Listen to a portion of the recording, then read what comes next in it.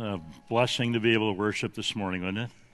After a week of winter, to be able to gather here together in the name of our Lord and just sing these songs about what we believe and how those beliefs have changed our lives. We want to talk about the gospel mosaic. We've been doing it now for 2 or 3 months, and it'll continue on till May, but we want to be able to capture the big story that started from before creation and will never end. But in that story, it's a story of human history. It's a story of God working and weaving His redemptive plan through life and through time. It started with God. Everything starts with God. And this triune God who is so powerful and so magnificent that at a point of time spoke a world into existence and then created man. And when He created the world was beautiful. And if you look at the world, you'd have to exclaim, the heavens declare the glory of God, and the firmament shows His handiwork. But you could see in the created world that for this effect there has to be a cause. And for the cause, you have to conclude that He is powerful, and He's bigger than His creation, that He's magnificent, that He's awesome, that He's creative, and that He's a God of order and design. But you can't look at creation and see a redemptive plan. You can't see the gospel. It's not there in creation. But then God wanted to make sure that redemption plan was known to all mankind. He didn't think of it after the fact, after man fell. The Bible says it was in His plan before the world began. In fact, the New Testament tells us that Christ was crucified before the world began, before the foundations of the world. And God began to work in the lives of people to restore man to what He wanted him to be initially as His representatives on earth. And He worked through Noah after the world was in such terrible and deep sin. He worked through Noah and then worked and wanted to develop a nation that He could call His own, a people for His name's sake. And so he began the Jewish nation through a man by the name of Abraham, and then Isaac, and then Jacob, and then from Jacob to the son of Jacob, Joseph. And Joseph was in Egypt, and remember the children of Israel came down from the promised land because of famine, and they came into Egypt, and there they were going to stay for about 400 years. And God said, it's time to go, you're in slavery. And He used Moses to lead them out. And Moses led them out, and remember, God so powerfully worked, and one by one knocked off the gods of Egypt. So the only one remaining was Pharaoh, who thought he was God, in this tug of war with a God who knew he was God, and Pharaoh was going to lose that deal. And so they left the land of Egypt, and for the first time in 400 years, a nation is free with liberty because of God. And they moved ahead, but now the Egyptian army's behind them.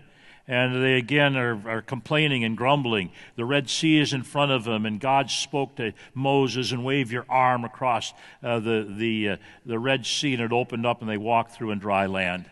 And now they're off to the land that God had promised Abraham, the land of Israel. The trip was 250 miles. It's 11 days. Even if there's some Starbucks stops, it's 14 days, But it's not that far, and it shouldn't take very long. Let me show you how it all began on a map here. They were in the land of Egypt in this area called Goshen, and God delivered them from that. And rather than go the way of the sea here, this highway, which was the way of the Philistines, because of the age-old battle between the Philistines and the Israelites, God led them somewhere across the Red Sea. We're not exactly sure the location, but they wandered here. They were in Mount Sinai, in the southern end of the Sinai Peninsula down here, and then they came up to this place called Kadesh Barnea. And that's where we want to park today, just for the next couple of hours. All right? Seeing if you're listening. This is the land of Israel right here. And they were going to send spies into that land. In fact, that's what God said to Moses. And Moses chose 12 spies, one from every one of the 12 tribes of Israel. So they were all men, and they were all adventuresome, they were all strong, they were all courageous, and they were going to go up into the land to answer some reconnaissance questions. What are the crops like?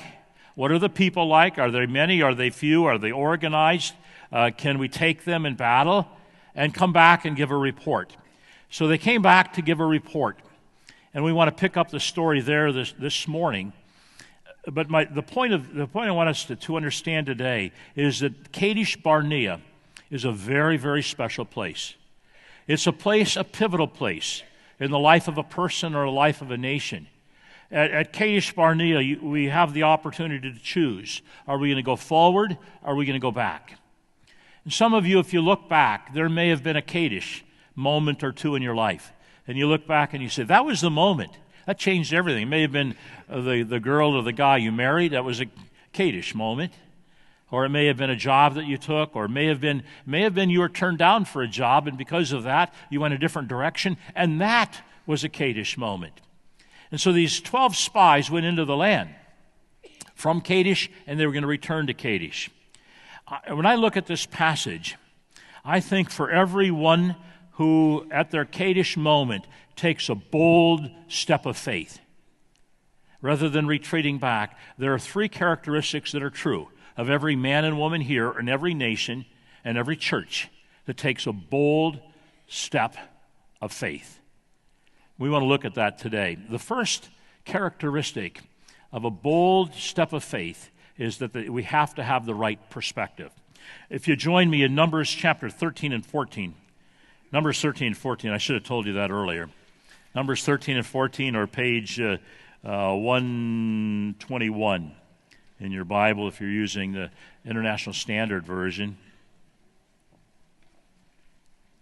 In those Kadesh moments, folks, we can go back to that which is safe, or we can step out in faith in the unknown.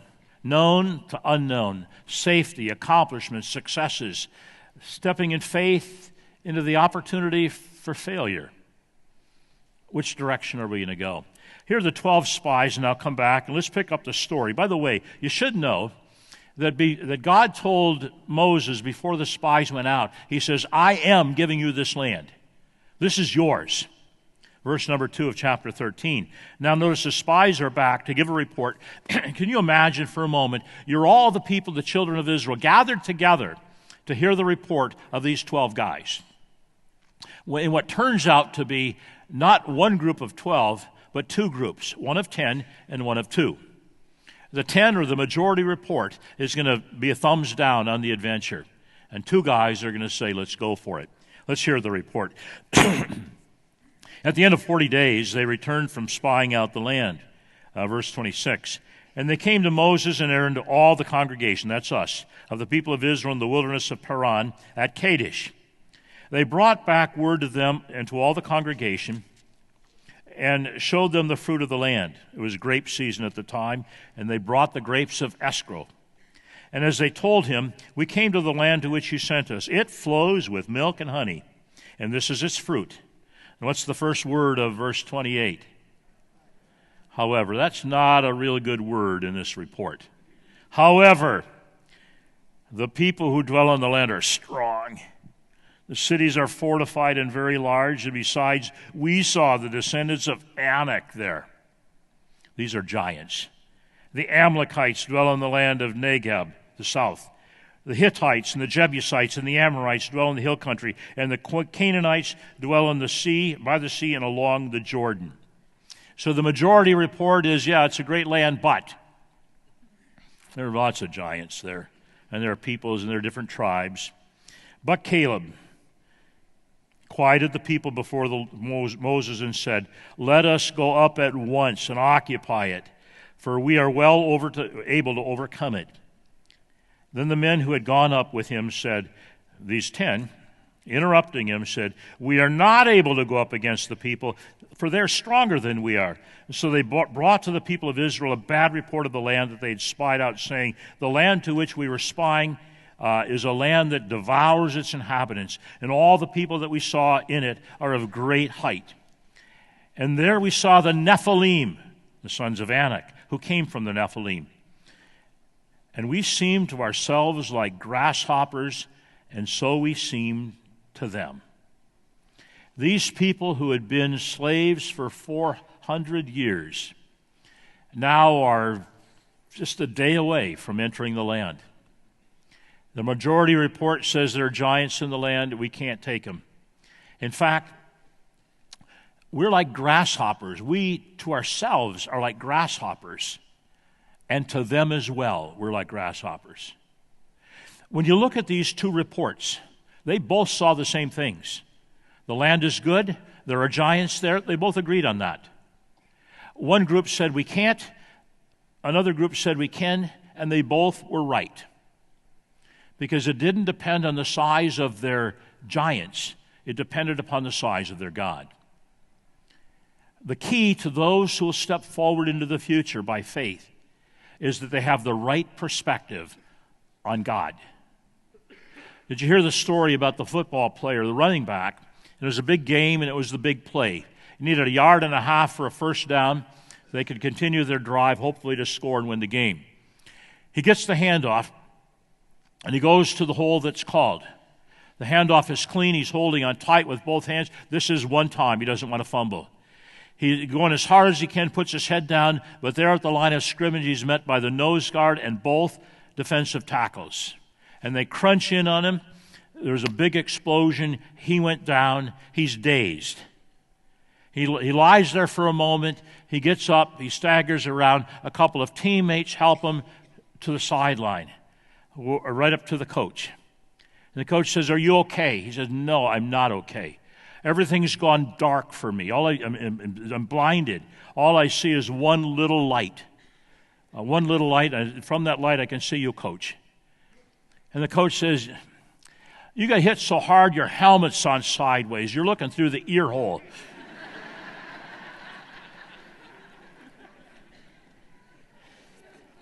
We have to have the right perspective.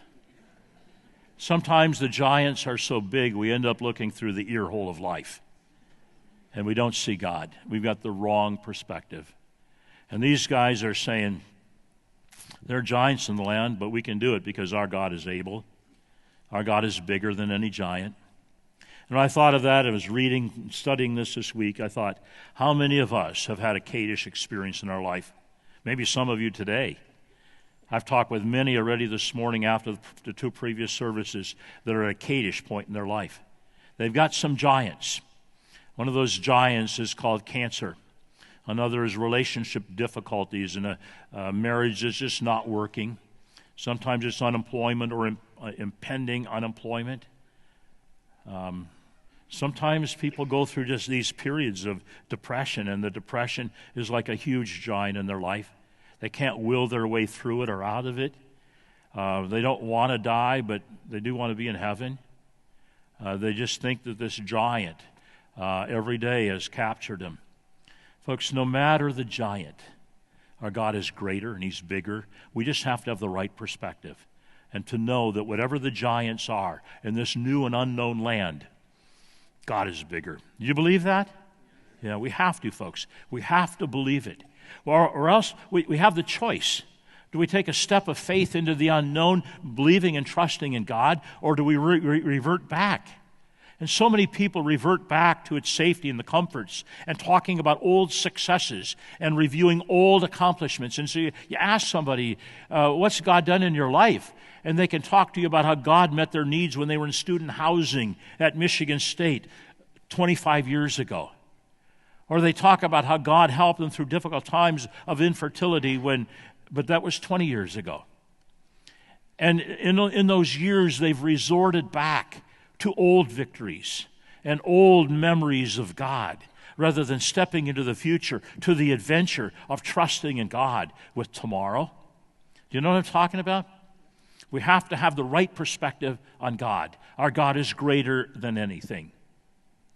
Secondly, we have to understand that there will be a cost. By the way, let's not miss this grasshopper thing. When we have a small view of God, we also have a small view of ourselves. We to ourselves were as grasshoppers. And to them we're grasshoppers as well, to be stomped out. They're giants in the land. And there are times that God allows us to face the giants to help us to realize that the God we serve is greater than any giant. They had a choice. What were they going to do? Now, you're the people. You've just heard the reports. Great land, the grapes are fantastic. There are giants in the land, and we're like grasshoppers. Great land, a wonderful opportunity, flowing with milk and honey. There are giants in the land, but our God is greater. Now, who are you going to follow? To whom will you listen? Notice what happened to the children of Israel. I'm going to read verses 1 through 3. But as I do, notice in the masses, there's discouragement, there's discontentment, verse 2, and there's defeat in verse number 3. Then all the congregation raised a loud cry, and the people wept that night. And all the people of Israel grumbled against Moses and Aaron. The whole congregation said to them, "Would that we had died in the land of Egypt." Now, we've heard this before, haven't we? It was after they left the land of Egypt, after God had one by one knocked off the gods of Egypt.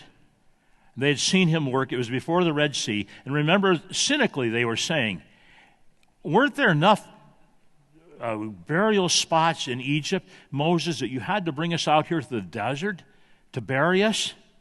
We'd rather go back and be slaves than step forward in the unknown with God. Now they're saying it again. Or would that we had died in the wilderness. Why is the Lord bringing us into the land? To fall by the sword? Our wives and our little ones will become a prey. Would it not be better for us to go back to Egypt? And they said to one another, let us choose a leader and go back to Egypt. For those who want to step out by faith and go upstream in a downstream world, there will be a cost. For Moses and Aaron to listen to God. And there was a cost. That cost was criticism. They were criticized. And then Moses and Aaron heard him say, let's choose a leader and go back. Well, wait a minute, guys. God chose me. I didn't want to do this. I fought God on it. He said he'd be with me. And I'm leading you people. I fought for you people. In Exodus chapter 33, I fought for you people after you sinned so greatly against God. You want to call another leader? You'll find to step out in faith and to be obedient to God sometimes will involve criticism and sometimes will involve loneliness. These two guys had to feel all alone, along with Joshua and Caleb, because the masses are upset and they're saying, we want to go back. We want a new leader. And notice it gets worse. Then Moses and Aaron fell on their faces before all the assembly of the congregation of the people of Israel.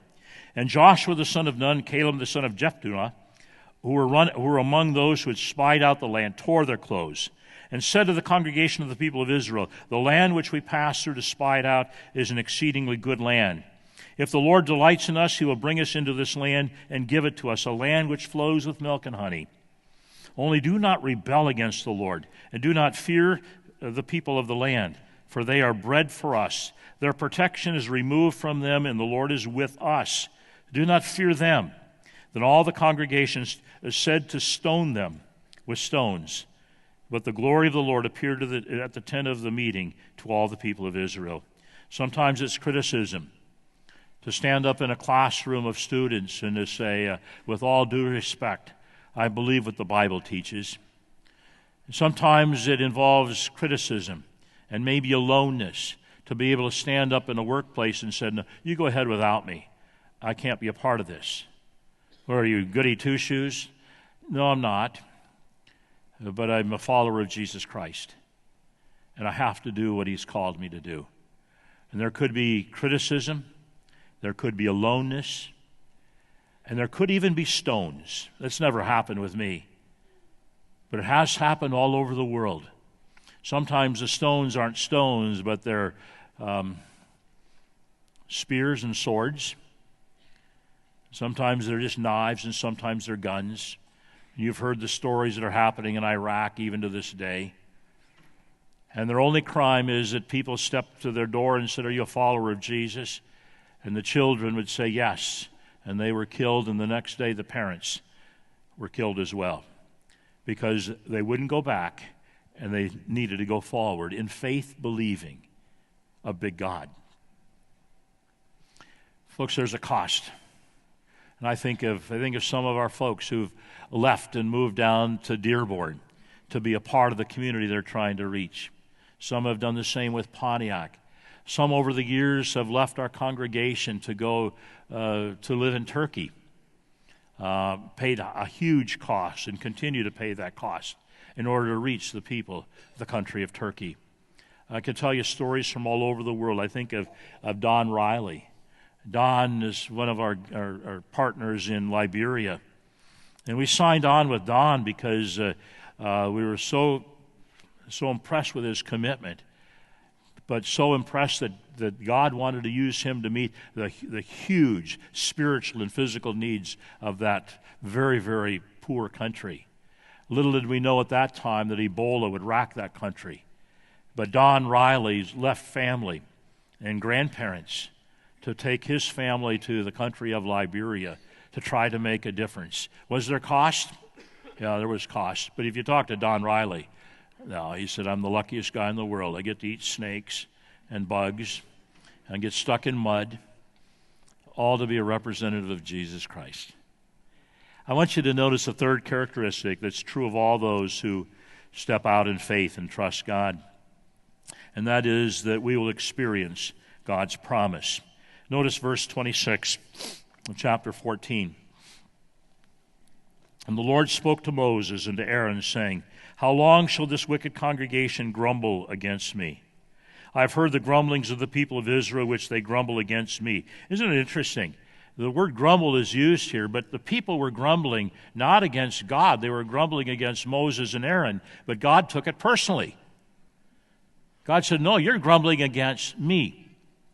I wonder if I were to ask us, each one of us today, to take out a slip of paper, you don't have to do this, and write down the top 10 sins in the world, the worst 10. I'm not going to put any of my sins on that list. How about you? No, we don't do that because we see the sins of other people bigger than ours. But probably in none of our lists would the top 10 include the word grumbling. Because grumbling is almost like a constitutional right. Right? We get to grumble. Whatever we don't like, we can grumble about.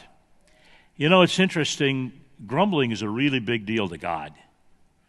When you read 1 Corinthians chapter 10, and it talks, he said, these Old Testament stories are written to us for an example of how the children of Israel grumbled. And as a result, they experienced the disciplined hand of God. And I think we have to be very, very careful that we don't become grumbling people and complaining people.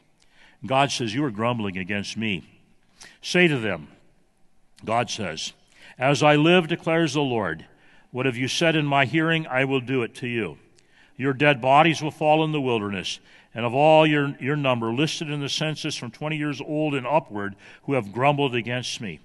Not one shall come into the land where I swore that I would make you dwell, except Caleb and Joshua. But your little ones, you who said would be prey, God was listening, I will bring in, and they shall know the land that you have rejected. At this Kadesh moment, they heard two reports. And the congregation, the children of Israel, believed the majority report and said, we're not going forward. And God says, okay. Then you could have been in the land of promise. Just walk across the line. But instead, at Kadesh, your moment of faith becomes a moment of unbelief. And you who are over the age of 40 will wander around in the wilderness for the next 40 years. And it's going to be a long funeral procession because over the age of 20, you're going to die in the wilderness. But though your younger children, 20 and under, they're going to see the land of promise. But you won't. Joshua and Caleb will, but you won't. I can't imagine what that would have been like to wander around for 40 years and every morning you get up and where are we going to go today? It doesn't matter. How long are we going to travel? That doesn't matter either. Oh, where are we going? When are we going to get there? Remember the kids would say, where are we going to get there? Never. Never. And it's one funeral after another funeral after another funeral after another funeral. I think, but not for Joshua and Caleb, and not for those young adults, 20 and under. They saw the land. 40 years later, they entered into it. Can you imagine when they raised their children, and those children raised their children, and somebody said, tell me about great-grandma and grandpa. Well, we could go visit their grave someday. They're in the desert. What happened? Well, it was at a place called Kadesh. They had the chance to move forward, but they just didn't believe that God could do it. They had a very small view of God, even after they'd seen a Red Sea opened. And so they never, ever stepped foot in the land. They're in the desert. What a legacy. But for those who'll take that step, it's an adventure. It's an adventure that involves the unknown. It's an adventure that trusts in a God who's big, bigger than any problem. It's an adventure, it's exciting, it's where God shows himself. You know, I think, when I look back at my life, I had several Kadesh moments. And I think every church has Kadesh moments. When I remember the day we were in our old building many years ago now, and the church was growing so fast and people were coming to Christ. And we had bought the Methodist church just south of the old building here. It's on the other side of Rochester Road. For some of you, don't go back that far. It's about 3 miles south if you're on the west side. It's now called Life Church, and we had those two buildings, and there's a road between them. Nothing has changed on the building since we left 9 and a half years ago. And it wasn't safe. We thought, well, let's just buy some more houses and make a bigger parking lot, and maybe try to connect the building, close the road down, and it didn't work out. So we thought we need to relocate then. But this was a Kadesh moment. We have to understand that the people of our congregation built that church. They mortgaged their homes to make it happen. They would come after work at night and rig up these lighting systems so that they could put the roof on that A-frame building and then have their meals there, and night after night. And there was a cost to be paid for people who would step out by faith. But one of the important things and lessons of life is that we don't have one Kadesh moment, and we can rest on that for the rest of our lives. We go from Kadesh to Kadesh to Kadesh, don't we? And so I really wondered, I said, will the people have a big enough vision to leave a building that they've built with their own hands and financed with their own houses? Would they do that? And the people said, let's go. And they took a step. And we bought this property. I said, we bought it. God gave us a miracle and gave us this property we were told we were never going to get. We got the property, and we wanted to build a building to reach more people, and yet we didn't have the money to build it. You see, when you take a step, you don't have it all figured out. That's what the step of faith is all about. And God provided. Probably the next big Kadesh moment for us was Thursday of early February of 2005. It was in my office up here, and it was an elder meeting the Thursday night before our first weekend of services.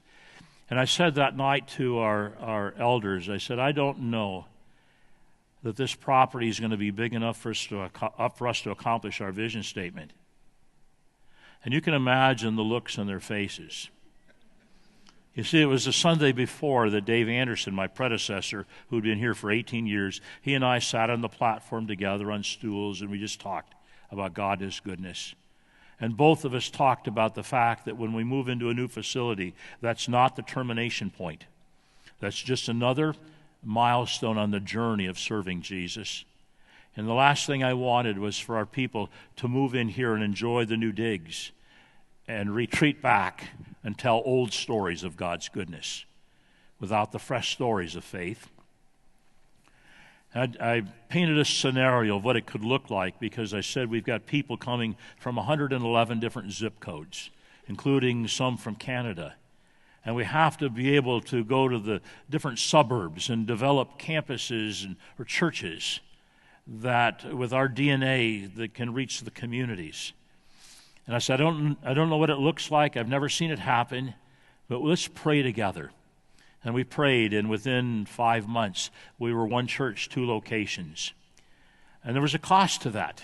There's some of our people that we fellowshiped with for years now relocated to another location, and we're helping that community there in Warren reach their neighbors. And then it was White Lake, and then it was, and you know the story, in the last 9 years, we've spun off 8 more campuses. And each time there's a cost, there's a financial cost, and there's an emotional cost. Some of the people that I've personally pastored aren't in this congregation anymore. They're in Royal Oak or White Lake, and some of the friends that we've done Bible studies with for years are spread out on all the campuses because they too took that step of faith and followed God. And so I think now, we started this campaign 2 years ago called Together for One, where we looked at 9 different initiatives, huge things we wanted to do for God as we stepped out, things that we thought He was leading us to do. And so we've finished the White Lake Auditorium. We bought Canterbury Village, the Always Christmas House. We finished the first phase of the Acolyte Foundation Pastor Training Center in northern Thailand. We've planted another church in Ukraine. We're working in India. And all these exciting things in Liberia was all part of that. And then, but one of the most exciting to me, I remember having a conversation with Kent Hersherman. Kent was once a butcher working in a grocery chain here in the mid-'80s at Woodside, and God called him to missions. He went and worked in Thailand, and then he became one of the major development guys for Woodside that does Bible translation. And so I said to Kent, what's the largest tribe or group of people in North America that still doesn't have the Bible in their own language? And Kent got back to me and he said, it's the Zapotec Indians. It's 75,000 people who don't have the Bible in their own language yet. And for all they knew, God didn't speak their language. I thought, we can change that. And so we took on the Zapotec Indians. The cost? Several $100,000 by the time the project's done. But now, 2 years later, they have a copy of the Bible in their own language in 20 out of the 27 New Testament books. And we're looking forward to the day here, I think it's the end of next month, where a group of our young adults are going to bring the Bible down from the top of the mountain all the way to the sea, passing out copies and showing the film, the Jesus film, in their language. Has there been a cost? Yeah, our cost has been measured in dollars. But one of the pastors there that was part of the process lost his life as a martyr in this translation project. There's always a cost when you step out, folks. Our cost is so minimal. We can write checks. Part of that, while we were doing those 9 projects, then the Lord laid it on our heart to do Pontiac.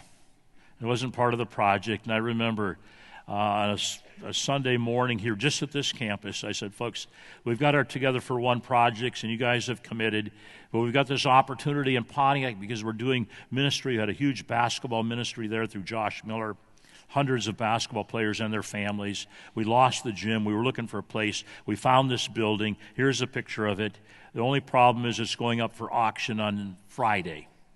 If you have an interest in being a part of this, talk with me afterwards. I said, I don't know that this is God's will. I just know that this is a building that could work well. And by Wednesday of that week, we had $605,000 that had been turned in for a project that had only been on people's radar for 3 days. That's stepping out in faith. And now this is a Kadesh moment again, I think, for us as a church. Projects are completed, and we have the opportunity to step back and enjoy what God is doing. Will we do that? You know the answer to that, don't you? Do we want to tell old stories of God's grace and faithfulness, or do we want to tell new stories every day through the lives of people? I meet tonight with a group of people in Plymouth who would like to become our 10th campus. So if you know of anybody who lives in Plymouth, or if you do, we may have a 10th campus in Plymouth as we proceed. Steve Baker's taken the lead on this from our Farmington Hills campus, and we're praying about what God would have us to do, as are they. This week I met with, along with another guy in our church, we met with a group of businessmen. The meeting started off business-like. It was around a big granite conference table, suit and tie. And there were maps on the table, and diagrams, and mocked up drawings and that kind of thing. And basically, we were asking them to give us the 88 acres that they owned next to our Dream Center for a dream park. And this would be a place where moms and dads could bring their kids in safety. We would have water sports for the children, as well as playground equipment and soccer and baseball fields and bike trails and all the rest of it. And it started off business-like, and Mike, who was with me, set up the meeting, talked about what God was doing in the life of our church, and he also talked about what's most important in life and in business, and it's not the bottom line. And he turned to me and he said, tell them a little bit about Woodside. I began to share the story of Woodside. And as I shared, you could see the business part of the meeting was melting. And they were intrigued by a story because it didn't fit into their category called church. And these were CEOs and COOs, and then the owner of the property came in. We sat down and we spent another hour and we talked. We had dreams of veterans' homes and playgrounds and docks for fishing and loading that spring lake up with fish, but all under the Dream Center and all with spiritual impact. The owner came in, we spent another hour answering questions and talking, and he said, we have to do this. We'll work together with you. We don't have the land, but there's an open door. He's intrigued by all that we're planning. To see something like this happen that could be the jewel of the Pontiac Renaissance for God. For God. Not just cleaning up neighborhoods. We're doing that. But all for God. And I love what Robert Lewis said. You've heard it from me before. That if we're going to reach today's world, we have to build bridges of love strong enough to carry the weight of the gospel. There are lots of groups and lots of wonderful nonprofits that build bridges of love, but can't take the weight of the gospel over it because it's not in their DNA. It is our DNA. We always wanted to take that step and reach 1 million Arabic-speaking people in the Detroit area. But I don't speak Arabic, and I can't even say I understand the culture. I just know, God, you have something for us. And what I had in mind was perhaps down in our garage, the far end of the building, either a Friday night or a Sunday morning, to bring people together who do know the language and do know the culture, and that could have a significant impact. And that's what I thought might happen, and I didn't know when. I was praying that God would supply the leaders for that. Probably 3 weeks ago, a man came to my office. I've been on a board with him for the last 2 or 3 years, an executive team where we've served each other, we know each other fairly well. He came in and sat down, and he said he pastors the largest Arabic church in the Detroit area, Arabic evangelical church in the Detroit area. He said maybe Michigan. And we sat down and he talked. He says, I do ministry once a year in Iraq, northern Iraq, as well as in Lebanon. And he says, I see families come to Christ. And he says, a family came to Christ, and when he did, the husband divorced his wife, and this family, extended family, now are in danger. He says another church has helped pay for airline tickets to get them over here. Would Woodside cover the immigration attorney and the litigation fees? He says it's probably going to be about $4,000. And I said, I'll look into it, and the bottom line, yes, we were able to help. We were able to cover those costs. And he had brochures in his hand. This meeting was 7 minutes long. He had brochures in his hand from our lobby. He says, how can I get involved in this? These training times for neighborhood groups. He said, my church needs that so badly. And Woodside has always wanted to be a resourcing church, to help churches in the area to preach the gospel, that every Bible-believing church can thrive. That's my prayer for this entire region, that every Bible-preaching church will thrive. And I said, just come to the meetings. That anything we do is open to you. He said, really? I said, yeah. We'll do anything we can to help you. He said, make us one of your campuses.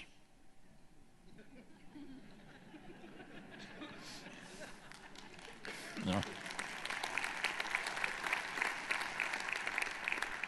I didn't know if he knew what that meant. We've since met this last week, and we're continuing this discussion. I don't know what God has, folks.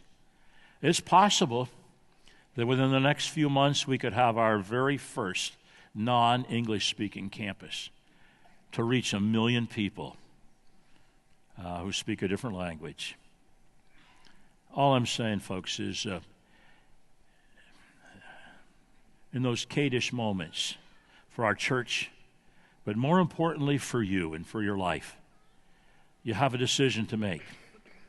Will you step back into yesterday's successes, into the safety of where God has worked? Or will you follow him, knowing that whatever giants or obstacles are in the way, that God is greater and God is bigger and God is able? The choice is ours. If you don't